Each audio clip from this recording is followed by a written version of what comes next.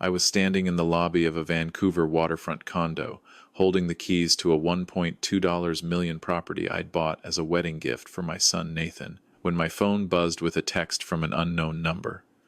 "Don't attend the wedding. They're not who you think. Get out now." I read it twice, my hands trembling. I called back immediately. The voice on the other end belonged to someone I hadn't spoken to in 12 years.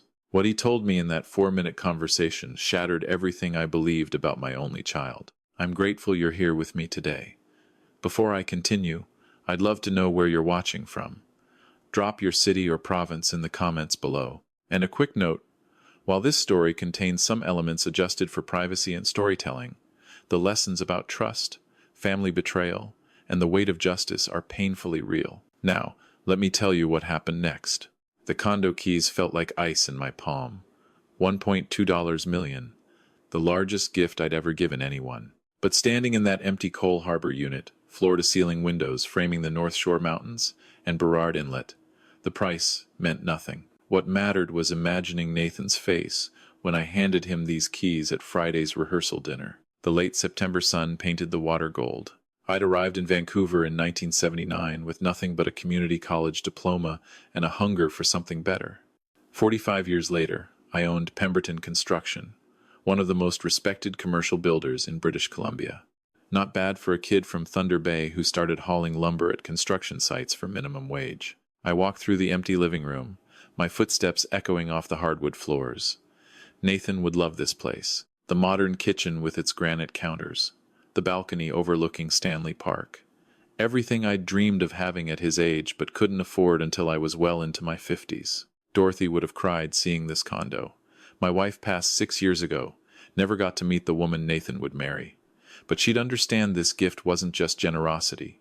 It was an apology for all those missed dinners, all those hockey games I'd worked through, all those family vacations cut short by job site emergencies. It was a promise that Nathan would start his marriage better than Dorothy and I started ours. The closing paperwork sat on the kitchen island, ready for my signature. I'd sign tomorrow, then surprise Nathan with the keys at next Friday's rehearsal dinner. 10 days until the wedding. 10 days until I watched my son marry the woman he loved. My phone buzzed again. Unknown number, different message this time. "I know you don't trust strangers, but I was there when they planned it. Your son and his fiancée. They're going to take everything. Call me back, please." I stared at the screen. My thumb hovered over the call button for a long moment before I pressed it. It rang 4 times. Then a voice answered, rough and hesitant. "Harold, is that you?" My blood ran cold. I knew that voice. "Frank? Frank Callahan?" Silence stretched between us. Frank Callahan, my former business partner, the man I'd trusted with half my company until his gambling addiction nearly destroyed us both 12 years ago. We'd parted ways with lawyers, accusations, and me buying out his shares while he spiraled into debt. "I know I'm the last person you want to hear from," Frank said quietly, "but I need to tell you something. Something about Nathan and that woman he's marrying." "How do you even know about Nathan's wedding?" "Because I was at the restaurant when they were planning it. Not the wedding, Harold. The other thing. The thing they're going to do to you." My grip tightened on the phone. "What are you talking about?" Frank's pause felt heavy with reluctance. "Last Tuesday, I was having dinner at that Italian place in Yaletown, Ciopino's. Sitting in the back corner booth, trying to keep a low profile, Nathan came in with a woman and a man in an expensive suit. They sat 3 tables away. Harold, they were there for over an hour. I heard almost everything. My stomach dropped. Everything about what? About you, about your company, about what happens after the wedding. The condo suddenly felt suffocating. I walked to the window, pressing my palm against the cool glass. "The woman kept calling you the old man. Said you signed things without reading them anymore. That you trust Nathan completely." Nathan laughed. "He said you'd already signed the documents that would transfer everything." "Signed? What documents?" "Something about restructuring the company, transferring assets to a new holding corporation." "But Harold, they weren't talking about protecting the business. They were talking about selling it. All of it." My office at the construction site flashed through my mind. 3 weeks ago, Nathan had come by with a folder of papers. Just some routine corporate restructuring. "Dad, our lawyers coordinated on the language. Protects the company assets if anything happens to either of us." I'd signed without reading, page after page, because I trusted my son. There's more, Frank continued. The man with them, the one in the suit, he's a lawyer named Marcus Webb. He kept talking about timelines, about how to make everything look legitimate. And Nathan said something that made me physically sick. What did he say? He said, "Once Dad's in a care facility, we can move fast." And then the woman laughed and said something about how easy it is to get someone declared mentally unfit when you have the right medical contacts. The mountains outside blurred. My own son, planning to put me in a care home, planning to steal everything I'd built. Frank, why are you telling me this? Why now? After everything that happened between us? His voice cracked. Because you were right to force me out, Harold. I was destroying myself. I was destroying our company. You did the hard thing, the right thing. Even though it hurt, I've been sober for 8 years now. I run a support group for gambling addicts in New Westminster. I was at that restaurant for a meeting with a mentee who just relapsed. And you just happened to sit near my son? When I heard Nathan's voice, I almost left. But then I heard what they were planning. I couldn't walk away. Not after everything you did for me, even though I hated you for it at the time. I pressed my forehead against the window. I don't believe this. Nathan wouldn't. Harold. I sat there for over an hour. I heard the woman mention something about finally making things right. She said her brother had been waiting 17 years for this. 17 years. Does that mean anything to you? 17 years. 2007. What happened in 2007? I don't know, I said. I need to think. You don't have time to think. The wedding is in 10 days. Whatever they're planning happens right after. You need to find out what you signed. The line went silent, except for my ragged breathing. What papers? I finally asked. What exactly did I sign? That's what you need to find out. Fast. Before it's too late. The call ended. I stood in the empty condo, staring at the keys in my hand. 45 years of building something from nothing, and my own son was planning to steal it all. I didn't sign the closing paperwork that day. Instead, I drove to my home in West Vancouver, went straight to my office, and started tearing through filing cabinets. Saturday morning came after a sleepless night. I'd barely managed 3 hours of rest before I was back at it, pulling folders from drawers, spreading documents across my desk. 45 years of business papers scattered like debris, but I didn't care about the mess. The memory surfaced sharp and clear. 3 weeks ago, late September, Thursday evening, Nathan had stopped by around 7, carrying a leather portfolio. "Hey, Dad, my corporate lawyer needs you to sign some restructuring documents. Just routine stuff to protect the company assets." I'd been reviewing blueprints for a new office tower project, barely looking up. Restructuring? Yeah, it creates a holding company that protects everything if there's ever a lawsuit or liability issue. Standard practice these days. He'd set the papers on my desk, casual as discussing the weather. Marcus Webb drew them up. He specializes in this kind of corporate protection. Marcus Webb. The name I'd heard from Frank. Of course I'd trusted it. Nathan had brought lawyers to me before. Where do I sign? Initial here. Sign here. Date here. His finger moved down the pages. We can talk about the seating chart while you're at it. Claire wants your opinion on whether we should mix the families or keep them separate. And like a fool, I'd signed. Page after page, barely reading, discussing wedding logistics while authorizing my own destruction. Now, in my devastated office, I found the copies. The folder was labeled Corporate Restructuring 2024 inches, my own handwriting. I'd filed them myself, trusting my son, never questioning what I'd actually signed. My hands shook as I spread the documents across my desk. Not corporate restructuring. Power of attorney, giving Nathan authority over my financial and medical decisions. Asset transfer authorizations to something called Pemberton Holdings Limited. A preliminary agreement between Pemberton Holdings Limited and Pacific Acquisitions Corp. for the sale of all Pemberton Construction assets. I grabbed my laptop, fingers clumsy on the keyboard. BC Registry Services, Corporate Search, Pemberton Holdings Limited. The results loaded. Registered July 28, 2024. Director, Nathan Harold Pemberton. Shareholders, Nathan Harold Pemberton, 99%. Claire Elizabeth Marchand, 1%. My name appeared nowhere. Not as director, not as shareholder, not even as registered agent. Pemberton Holdings Limited. My family name on a company I didn't own, created by my son to steal from me. I kept reading through the horror. Preliminary sales agreement between Pemberton Holdings Limited and Pacific Acquisitions Corp., dated September 3rd, 2024. Purchase price: $28 million for a company worth at least $65 million. They were selling my life's work for less than half its value. A quick sale to buyers who didn't ask questions. The lawyer's name appeared on every document: Marcus Webb, barrister and solicitor. I stared at that name. Something about it nagged at my memory. Had I met him? Had I worked with him? The name felt familiar, like a face I couldn't quite place. But there wasn't time to figure that out now. My own signature stared back at me from document after document. Harold James Pemberton, signed and dated September 19th, 2024. The day Nathan had come with his leather portfolio and his practiced lies. I grabbed my phone, scrolled through contacts until I found the name I needed. Victor Chen, private investigator. I'd used him for background checks on potential business partners, due diligence before major contracts. Now I needed him to investigate my own son. The phone rang twice. Victor, it's Harold Pemberton. I need deep background on two people, and I need it fast. How fast are we talking? Yesterday. Before I share what Victor discovered, I need to ask you something.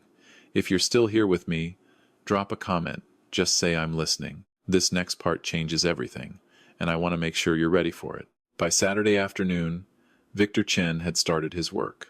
I paced my office, waiting for his call, replaying every interaction I'd had with Nathan over the past year, looking for signs I'd missed, looking for the moment my son became a stranger. Victor called back at 6 p.m., his voice carefully neutral. Harold, I've got preliminary findings.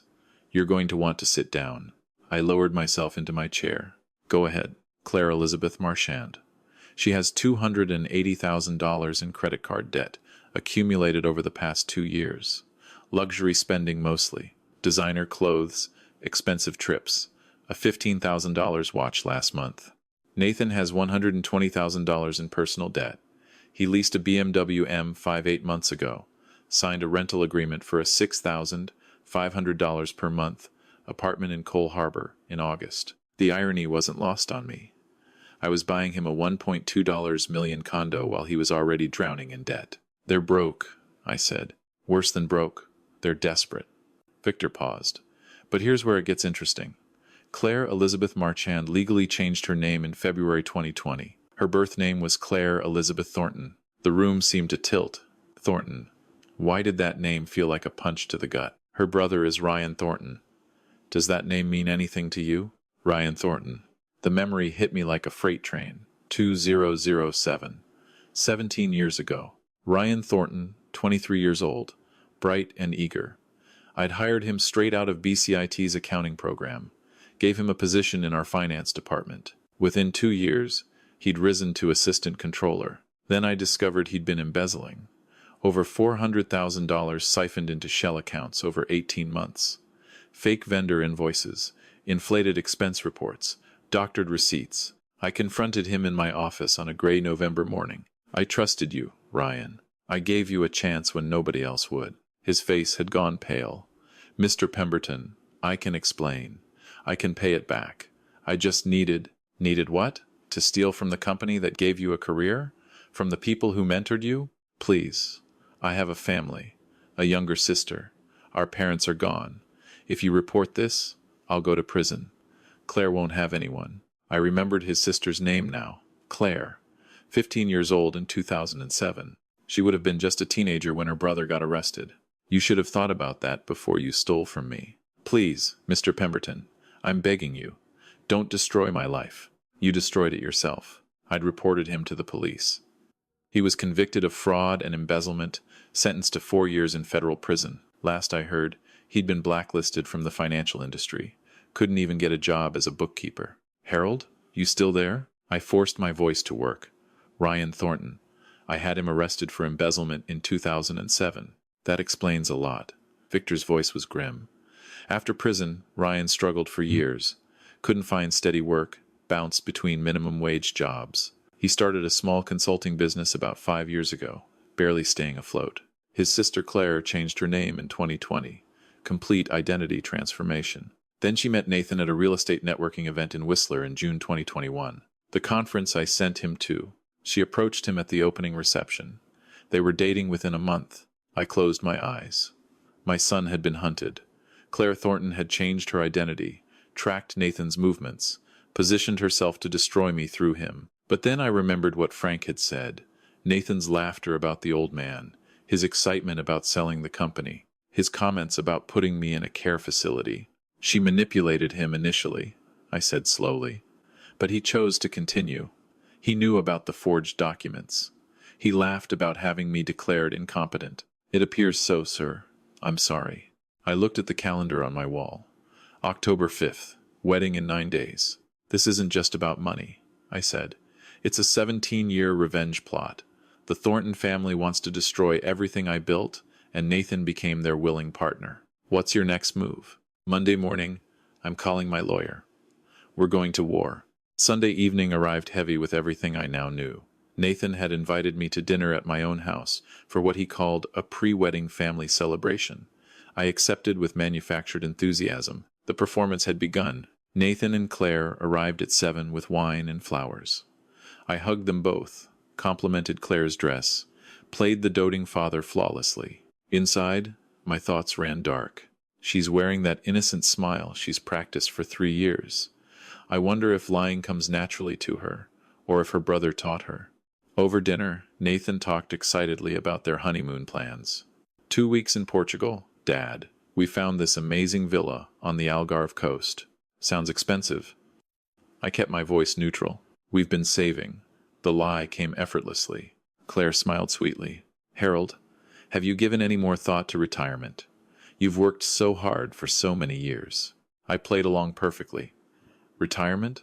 I suppose I should think about it. Maybe it's time to let the younger generation take the reins. Nathan would be so good at running the company, Claire said. He has your instincts. If only you knew what instincts he actually inherited. Then Nathan leaned forward, his expression earnest. Actually, Dad, I've been thinking about the transition.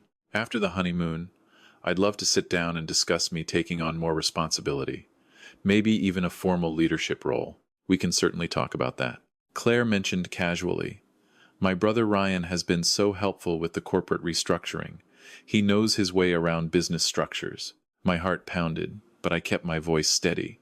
Your brother works in corporate law? Consulting now. He had some setbacks years ago, but he's rebuilt his life. He's actually been advising us on the Pemberton Holdings setup. I filed that away. She was acknowledging Ryan publicly, getting comfortable. Excuse me a moment.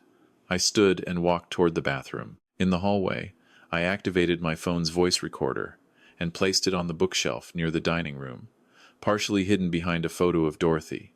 Then I closed the bathroom door loudly and waited. Through my phone's recording app, I heard everything. Nathan's voice, low and urgent. Think he bought the retirement angle?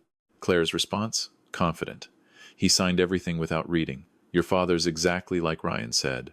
Too trusting. Too proud to admit he might be losing his edge. When do we move? Right after we're back from Portugal. Ryan says the paperwork is airtight.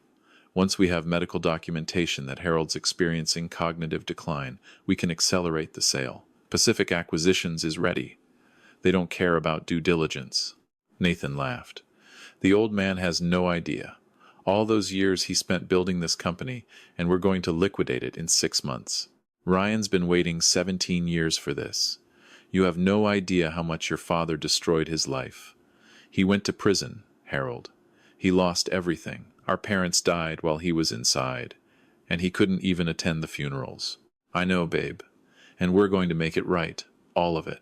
Your father deserves this. I stood in the bathroom, hands braced against the sink, hearing every word through my phone. My son, my only child, laughing about destroying me. I took 3 deep breaths, splashed cold water on my face, and returned with a smile. The rest of dinner was agony. They discussed wedding details, flowers, the reception playlist, whether to do a sparkler send-off.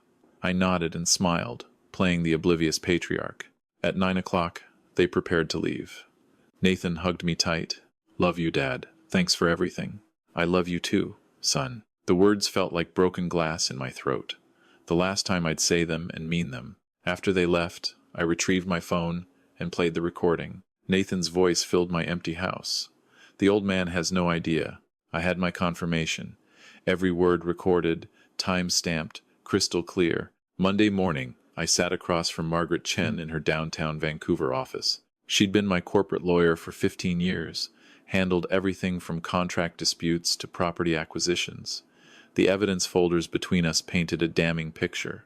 "Margaret, tell me what you know about Marcus Webb." She typed on her computer, then her expression hardened.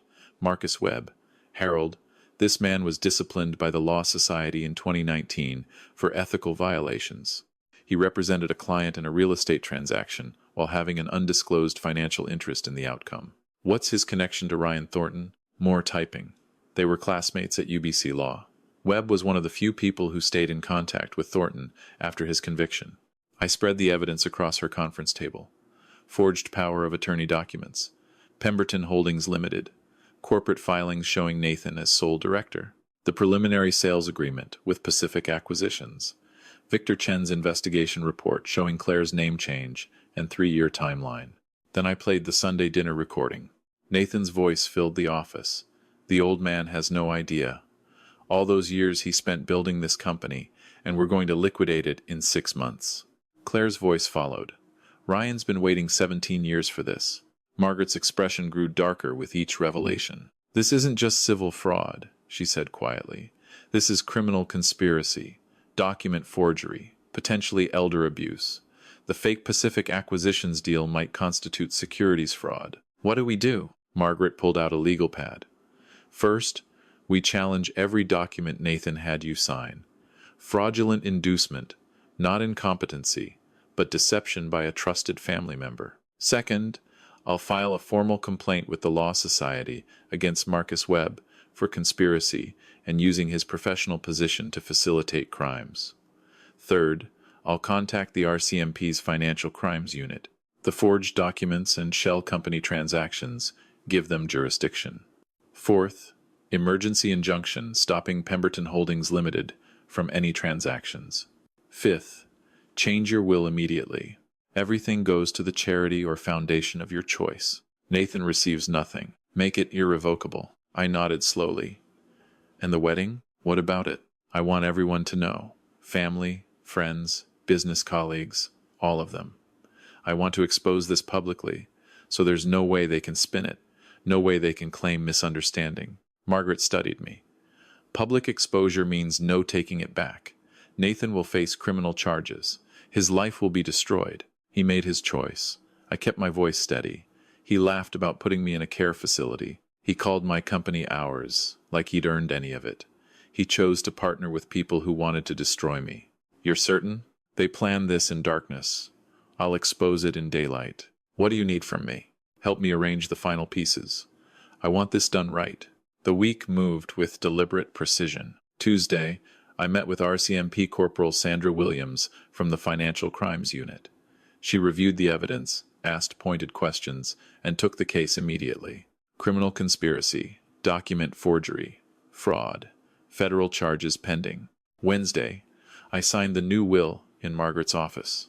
My entire estate, valued at approximately $65 million, including the company, real estate holdings, and investments, would go to Covenant House Vancouver, a charity supporting homeless youth. Nathan was explicitly disinherited, filed and notarized. Thursday, Margaret filed the complaint with the Law Society of British Columbia. Marcus Webb would face disbarment proceedings for conspiring to defraud a client using his professional credentials. Friday morning, a judge approved the emergency injunction. Pemberton Holdings Limited was frozen. No transactions, no transfers, no asset movement of any kind. All week, I maintained the facade with Nathan. Text messages about wedding details, questions about the rehearsal dinner menu, enthusiasm about his honeymoon plans.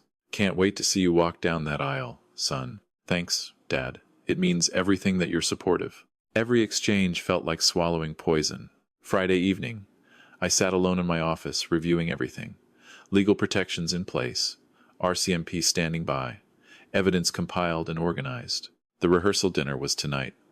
The wedding was tomorrow. I'd spent 45 years building something from nothing, Nathan and the Thornton siblings had spent 3 years plotting to steal it, but they'd made one critical mistake. They'd assumed I was too old, too trusting, too grateful for family to see through them. Tomorrow, I'd show them exactly what 45 years of business experience could accomplish. Saturday morning, October 14th. I stood before my bedroom mirror, adjusting my tie for my son's wedding. My hands didn't shake. 45 years in construction had taught me that the most important projects required steady hands and clear vision. I chose my best navy suit. From my safe, I retrieved Dorothy's wedding ring and slipped it into my pocket, a reminder of what family should mean. On my dresser sat photos spanning 30 years, Nathan at 5, gap-toothed and laughing at Canada Day fireworks. Nathan at 15, sullen, but still mine. Nathan at 25, shaking my hand after graduating from SFU. Nathan at 30, the day I made him vice president of operations. When did I lose him? Was it when Dorothy died and he had to watch me grieve alone? Was it when Claire whispered poison in his ear for 3 years? Or had I lost him long before that? During all those years I chose the company over bedtime stories and hockey practices. I arrived at the venue in West Vancouver at 2 o'clock. The oceanside estate overlooked English Bay, with the mountains rising behind. 120 guests were arriving. Colleagues, friends, family members, who had no idea what they were about to witness. Harold, what a proud day. My brother George clapped my shoulder. Beautiful venue, said his wife Linda. Nathan chose well. So generous of you, said my old friend Tom Richards. The condo, the wedding, everything. Nathan's lucky to have a father like you. Each compliment cut deeper. Then I saw him across the garden. Ryan Thornton, 17 years older than when I'd last seen him in that courtroom. But those same calculating eyes. Expensive suit, confident posture, playing the role of supportive brother. Our eyes met. He smiled, just slightly. The smile of someone who thinks they've already won. I nodded politely and looked away. Nathan found me before the ceremony. Nervous energy radiated from him. Dad, I just want to say thank you. For everything. The condo, the support, all of it. I know I haven't always been the easiest son. I studied his face. Was there any guilt there? Any flicker of conscience? You're my son, I said quietly. I'd do anything for you. It was the last honest thing I'd say to him. I know things haven't been easy since Mom died, Nathan continued. But Claire is family now. So is her brother Ryan. We're going to build something great together. Family, I repeated. Yes, that's what matters. The ceremony began at 3 o'clock. Traditional outdoor wedding under an arch of white roses. The officiant spoke about love, commitment, building a life together. I sat in the front row, watching my son exchange vows with a woman whose entire identity was a lie. I, Nathan, take you, Claire, to be my lawfully wedded wife. I, Claire, take you, Nathan, to be my lawfully wedded husband. I wonder if she practiced saying Claire in the mirror. I wonder if she ever slips and signs her real name. Rings exchanged. Kiss shared. Ladies and gentlemen, I present to you Mr. and Mrs. Nathan Pemberton. Guests applauded. I clapped mechanically, watching my son embrace his co-conspirator while 120 people celebrated what they believed was love. They had no idea. The cocktail hour stretched from 4 to 5. I mingled, played my role, accepted congratulations and handshakes. Ryan Thornton approached me near the bar, champagne in hand. Mr. Pemberton. It's been a long time. I met his eyes. 17 years. You look well. Retirement treating you, right? I'm not retired yet. His smile flickered. Right, of course. Well, cheers to family. He raised his glass. I raised mine in return but didn't drink. Dinner began at 6. 120 guests settled at round tables. Nathan and Claire sat at the head table, glowing with triumph they thought was love. I sat nearby, barely touching my food. The wedding coordinator approached. Mr. Pemberton, we're ready for the father's toast. I stood. Corporal Williams stood near the back exits, exactly where I'd arranged. 2 plainclothes officers positioned themselves near the head table. Conversations quieted. I walked to the microphone stand. Nathan raised his glass, grinning. Claire smiled confidently. Ryan leaned back in his chair, completely at ease.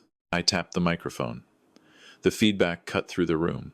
Complete silence fell. 120 faces turned toward me. I looked at Nathan, then Claire, then Ryan. I took a breath. Ladies and gentlemen, family and friends, thank you all for being here on what should be one of the happiest days of my son's life. Polita applause. As Nathan's father, I've looked forward to this moment for years, watching my son start a family of his own, seeing him build a life with someone he loves. Nathan beamed at Claire. She squeezed his hand. But tonight, I need to talk about a different kind of partnership, the kind built on deception. The room went still. 1 week ago, I received a warning not to attend this wedding. I pulled out my phone, and last Sunday, I recorded a conversation at what I thought was a family dinner. I pressed play. The speakers carried every word. Think he bought the retirement angle? He signed everything without reading. Your father's exactly like Ryan said, too trusting. The old man has no idea. All those years he spent building this company, and we're going to liquidate it in 6 months. Ryan's been waiting 17 years for this. The recording ended. Gasps rippled through the crowd. Nathan's face went white. Claire grabbed his arm. Ryan stood up, then sat back down, calculating his options. Let me explain what they're talking about. I held up documents. 3 weeks ago, my son brought me papers to sign. He called them routine corporate restructuring. What I actually signed was power of attorney, giving Nathan complete control over my finances and medical decisions.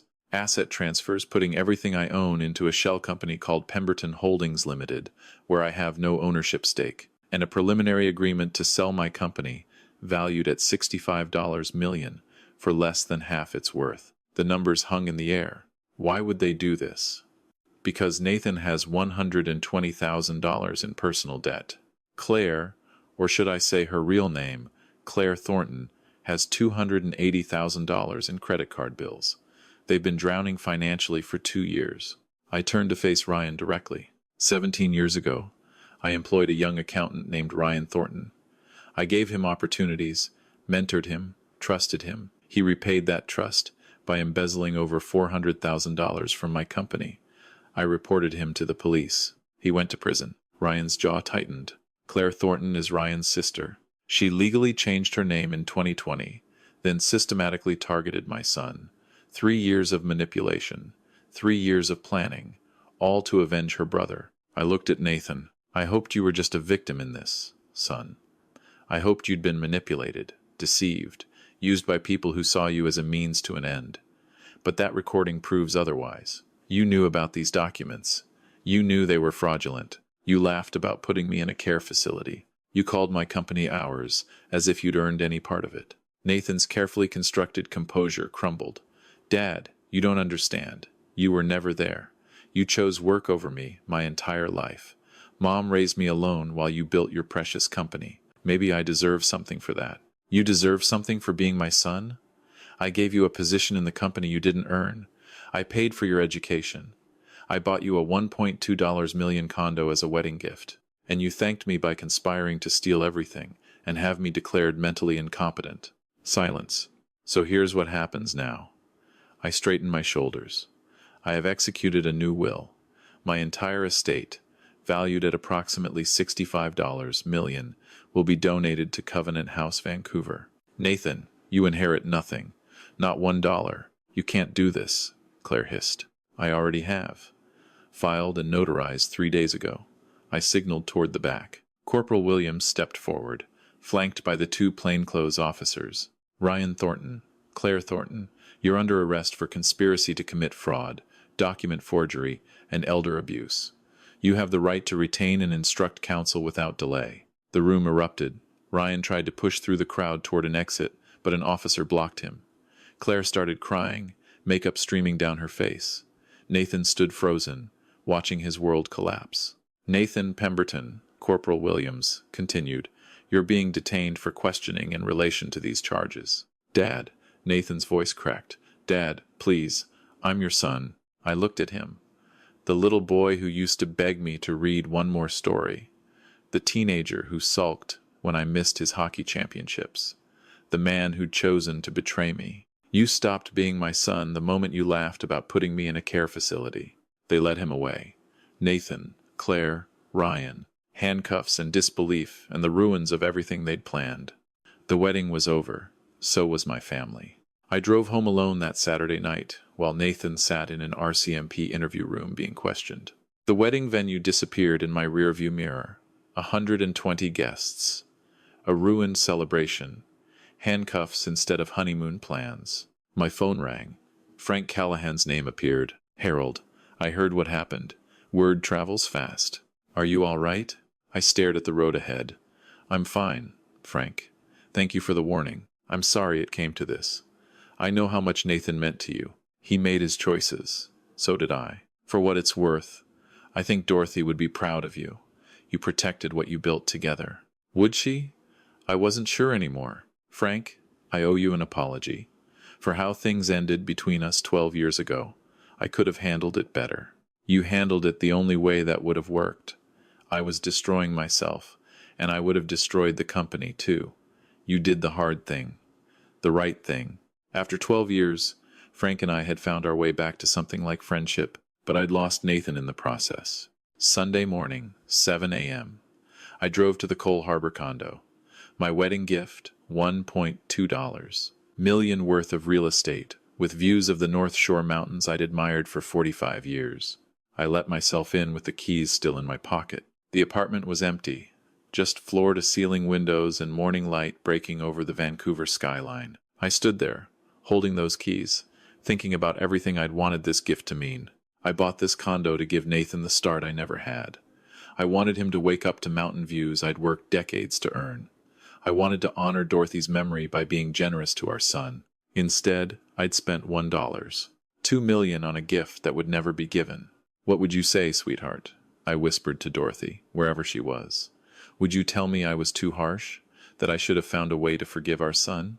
I could almost hear her response. She'd say family is important. She'd say people make mistakes. She'd say Nathan was lost, not evil. But she'd also say that betrayal has consequences. That you can't reward someone for trying to destroy you, even if that someone shares your blood. I reached into my pocket and pulled out her wedding ring. The one I'd kept in my safe since she passed 6 years ago. I'd carried it with me to the wedding as a reminder.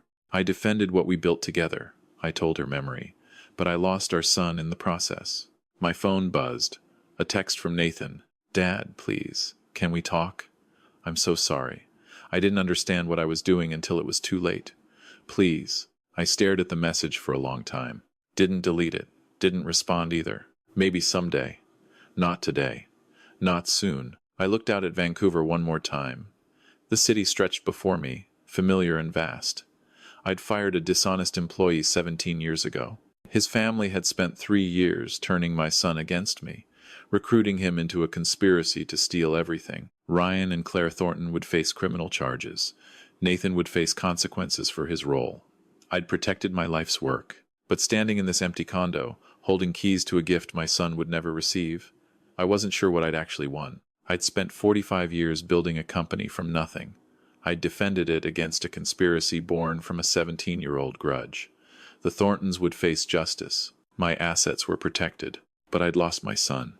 I set the keys on the kitchen counter and walked out, leaving the condo as empty as I felt. Some victories cost more than their worth. So that's my story. Standing in that empty condo overlooking English Bay, I realized something important. I'd won the battle, but I'd lost what mattered most. And if you're listening to this, here's what I need you to understand. Don't be like me. Don't spend 45 years building something and forget to build relationships with the people you're building it for. Don't let your pride convince you that justice is more important than mercy. Don't let an old grudge, even someone else's grudge, destroy your family. I was so focused on protecting what I'd created that I forgot to ask why I'd created it in the first place. It was never about the buildings or the contracts or the money. It was about providing for Dorothy. It was about giving Nathan opportunities I never had. It was about leaving something behind that mattered. When someone you love betrays you, yes, protect yourself. Yes, demand accountability. But also ask yourself, 10 years from now, what will I regret more? Letting them get away with it, or losing them forever? I chose justice. Some days I'm proud of that choice. Other days, I stand at Dorothy's grave in Capilano View Cemetery and wonder if she'd forgive me for what I did to our son. I think God will judge us all fairly in the end. He'll understand that I was trying to do the right thing, that I was protecting myself from people who wanted to destroy me. But I also think he'll ask me a question I don't have a good answer for. Harold, you had the power to extend grace. Why didn't you? Maybe because grace feels like weakness when you've been betrayed. Maybe because forgiveness feels like approval. Maybe because I'd spent my whole life believing that actions have consequences, and I couldn't make an exception for my own son. But here's what I've learned in the months since that wedding. Consequences and forgiveness aren't opposites. You can hold someone accountable and still leave the door open.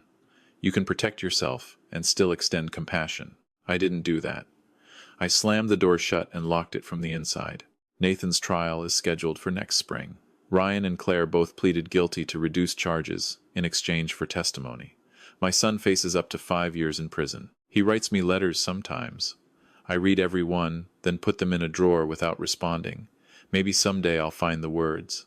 Maybe someday I'll understand how the little boy who used to fall asleep in my arms became a man who laughed about putting me in a care facility. But today, I eat dinner alone in a house full of memories. I walk through rooms Dorothy will never see again. I look at photos of a son who chose revenge over relationship. That's the cost of being right. If my story moved you, if you have your own experiences with family betrayal or difficult choices, I'd love to hear them in the comments.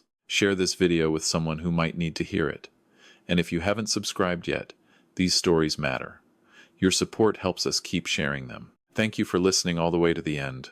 I know this wasn't an easy story to hear. One more thing. The stories on this channel contain elements adjusted for storytelling and privacy. They're meant to teach, to warn, to encourage reflection on how we treat the people closest to us. There are lessons I want to leave you with. First, trust is earned over years and destroyed in moments. Be careful who you trust, but don't let that make you incapable of trusting anyone. Second, children learn from what they see, not what they hear. If I'd been present for Nathan's childhood, instead of always chasing the next contract, maybe he wouldn't have grown up seeing me as just a source of money. Third, revenge poisons everyone it touches. Ryan Thornton spent 17 years planning to destroy me, and in the end, he destroyed his sister's future too. Bitterness doesn't heal wounds. It just creates new ones. Fourth, it's possible to be legally right and morally wrong. Everything I did was justified.